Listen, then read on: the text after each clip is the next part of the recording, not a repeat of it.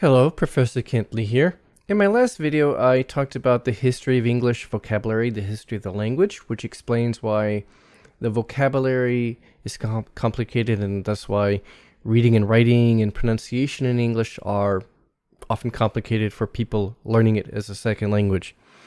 And that sets the stage for this video, where I would like to talk about how to improve your vocabulary in writing or in any kind of professional or academic context where you're using English and you need to sound professional. And especially if you're writing and you are revising your vocabulary, maybe in the early stages of writing a paper, don't worry about this stuff. If you're having trouble with that, do this later as you're revising. As you're revising, go back and then work on the vocabulary, improve the vocabulary. So we talked about the history of the vocabulary and how a lot of the core vocabulary of English go back to kind of old German and old French influences. And then later vocabulary that's more kind of technical, academic, professional, specialized is often from Latin, sometimes Greek, sometimes modern French, actually. So let's think about informal versus formal vocabulary in English. Informal vocabulary, of course, this is totally fine. This is what you'd use talking to your friends and such, casually chatting with people. Colloquial, as in informal spoken style, like for speaking with people that you know, colloquial.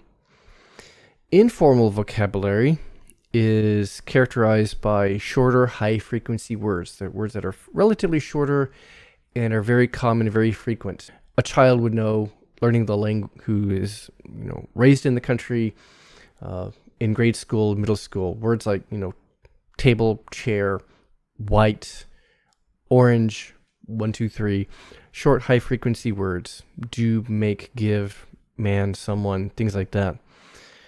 These words tend to often have general meanings or have multiple meanings, so they're kind of less precise. So when you say man, you can mean a lot of things, different things. When you say someone, that can refer to a lot of things.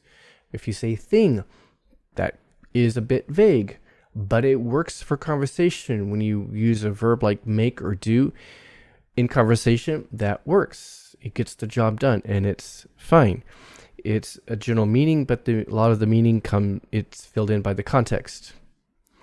And a lot of these words, again, are from Old German, Old French elements.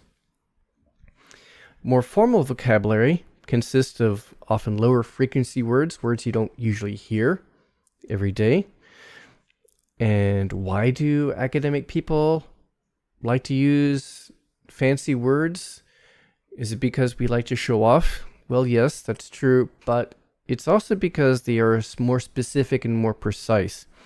These are kind of less frequent words, often longer words, from often Latin, maybe Greek or modern French, because they have more specific and or precise meanings. In academic context or professional contexts, we want to express ourselves clearly and precisely, so we use more precise, higher level vocabulary. This can include jargon. So jargon is a term for the kind of special words and expressions that are used in a particular context or activity or group of people. So, for example, biologists have their particular biology jargon, but also, business people in, say, sales, they have their business sales jargon. Truck drivers have their own jargon. Football players have their own jargon and such. And also nomenclature is a similar word. This is a technical word for, the more specific, specialized vocabulary of a profession or an occupation or an academic field. So it's like jargon, but here we're talking more about specific professional or academic vocabulary. So biology nomenclature, chemistry nomenclature, linguistic nomenclature, the nomenclature of computer engineers, and so on. This nomenclature is often Latin. We will sometimes use the adjective Latinate, meaning coming from Latin, sometimes modern French or Greek. You don't need to know the difference, unless you're a linguist. Don't worry about that. So, you are writing a paper and you need to make your vocabulary of your draft sound more formal, precise, specific, sophisticated. You're trying to show, I know what I'm talking about, because I can use specific words to really express my ideas clearly.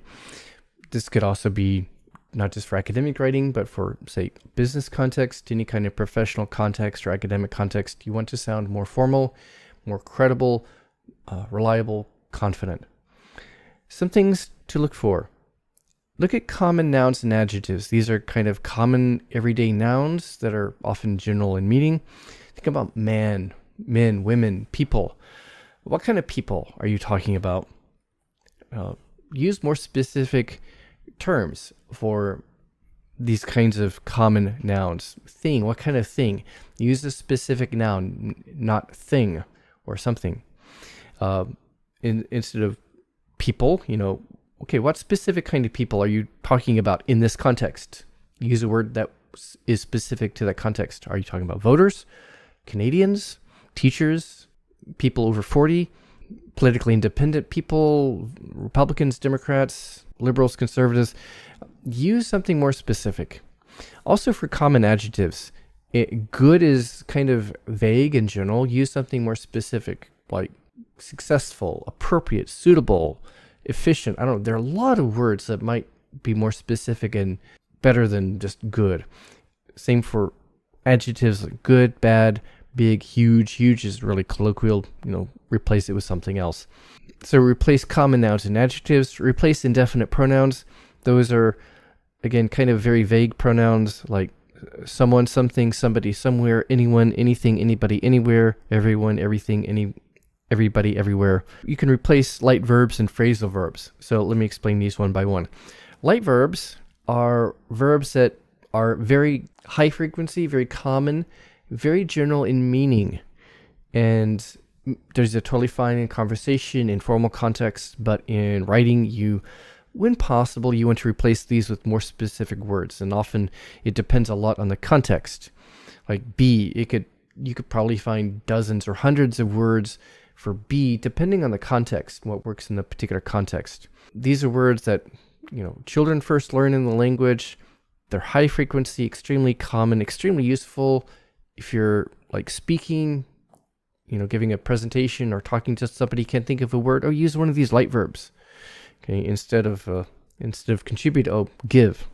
But in formal professional writing, you can find more specific synonyms. A synonym is a word with a similar meaning. You can find synonyms that are more specific than these light verbs. The main light verbs I can think of are be, come, do, get, give, go, have, make, put, set, take. Many times you can replace these. Not always. It's kind of hard to replace the phrase, he got married. It's kind of hard to not use get in that context, but many times you can. Be, instead of be, exist, consist of, or one of these other forms. There are probably dozens or hundreds of other options depending on the context. Instead of come, you could say arrive, proceed, to travel, to journey, depending on the context. Instead of do, depending on the context, you can say conduct, perform, carry out, accomplish, etc. And phrasal verbs. Now, you can't always get rid of these from writing. You don't always have to, but some of them you can maybe replace with more formal Latinate verbs or more formal specific verbs. Phrasal verbs are basically compound verbs that consist of a main verb and a particle, like take is a main verb, and then what is originally a preposition is working as a particle to make it a compound verb. So I can take in something, I can take on a task, I can take something out, remove it, I can take something apart. And each of these might have a lot of meanings. They are often more colloquial or informal, and sometimes each one has a lot of meanings. Okay, take out. I can take food out. I can take a person out for dinner. I can take something out of a container, remove. It can have a lot of meanings. So in a more specific context, I want to use maybe remove, excise, destroy, or for take out. Kind of hard. Can't always replace it, like taking somebody out for dinner. That's hard to replace that, but many times you can replace these. Instead of take apart, separate, disassemble, etc., go out, exit, diminish, depart, etc., go around, circumvent, circumnavigate, sidestep. There are lots of them. So how do you find these? How do you find more formal verbs or more formal words in general? Well, here's some resources for you, some online reference work. The first two are online dictionaries, M-W, that's the classic Merriam-Webster dictionary online, and dictionary.com. Now, dictionary.com will gather definitions from other online dictionaries and kind of serve them to you. And it's connected to thesaurus.com. Thesaurus is a good reference work. You need a thesaurus, either online or a printed thesaurus. It's a dictionary of synonyms and also sometimes antonyms. A thesaurus is a synonym dictionary. So dictionary.com, thesaurus.com are connected together. You can go back and forth, look up words, find a synonym. Okay, what's a synonym for take out? What's a synonym for make? Go to thesaurus.com, find a synonym that sounds nice and fancy. Look it up in dictionary.com. You can also look up words in the Wiktionary website. That is sort of the Wikipedia dictionary. It gives sometimes good information on the word, sometimes some examples and other related words. It's a good resource. And if you're not sure how to use a word in context, if it's appropriate, again, you can check it out in the Wiktionary site, or you can just type that word into a Google search. You come across a word like excise, meaning to remove. Well, does it work in this context? Just Google it. Do a Google search and see, how is this word used in context? Does it match this kind of context? Can I use excise to talk about this? Does it work? See how it's used in different online sources. Do a Google search for the word and see how other people use it and what kind of context. And of course, do a lot of reading, as I keep telling you. Do a lot of reading, expose yourself to a lot of English reading and media materials, if possible, conversational experiences. Doing this day after day, week after week, year after year will probably be more effective than studying vocabulary books. If you're listening to this lecture, you probably don't need a vocabulary book. Those silly vocabulary learning books where you have to memorize, throw them out, burn them, don't use them. They're boring. You're not going to remember them. Instead, learn from reading things in context. Authentic materials, like stuff you normally read, just like stuff that's written for native English speakers, whether it's academic books, textbooks, novels, TV shows, movies, internet news sources, Wall Street Journal, whatever stuff you would be interested in, Harry Potter, comics, whatever. That's probably more useful for improving your vocabulary. And when it comes to revising a paper, revising the vocabulary in your paper, these steps that I've kind of shown you here, these are some things to look at. I'll have more videos later, perhaps on more specific words that are tricky for learners of English as a second language sometime later on. So until then, good luck. Take care. I'll see you later. Goodbye.